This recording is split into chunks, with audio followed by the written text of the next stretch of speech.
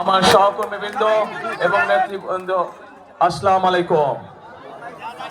আসসালামু আলাইকুম। কেমন আছেন আপনারা? ভালো আছেন? আচ্ছা, ঠিক আছে। এখন এই যে একটু আগে রবিন যে বক্তব্য রাখলো, ওই রবিনকে চেনেন আপনারা? কে কে রবিনটা কে? এই এলাকার ছেলে, আপনাদের সন্তান।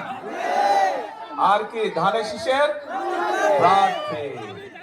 রবিন যখন এখানে দাঁড়িয়ে এই এলাকার মানুষের কষ্টের কথা বলছিল, রবিন যখন এখানে দাঁড়িয়ে এই এলাকার সমস্যাগুলোর কথা বলছিল, তখন আমার কাছে মনে হচ্ছিল আসলেই রবিন আপনাদের সন্তান, আসলেই রবিন এই এলাকার সন্তান। তা না হলে এত নিখুঁত ভাবে এলাকার সমস্যাগুলো তুলে ধরতে পারে না, এত নিখুঁত ভাবে মানুষের কষ্টের কথা কেউ বলতে পারে না।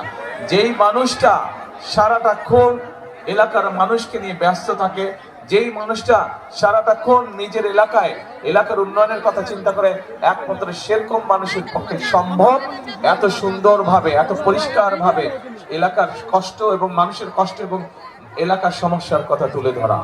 এবং তার বক্তব্য শুনতে শুনতে আমার কাছে মনে হলো যে রবিনকে আমি ধানের শীষ দিয়ে সঠিক সিদ্ধান্ত গ্রহণ করি।